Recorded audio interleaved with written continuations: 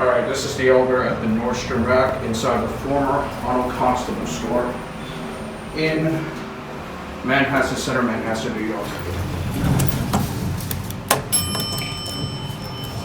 This used to be an Otis, so it was modded into stupid monitor parts, aka generic.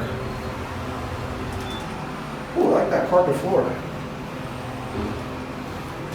Go on. Go once again.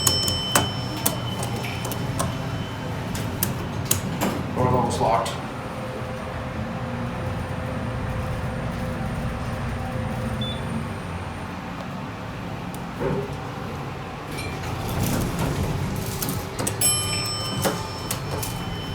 See the Otis logo right there? See that, Hanzo? And see that over your fingers? There's the indicator. And of course, stupid monitor buttons. Anyway, that's it.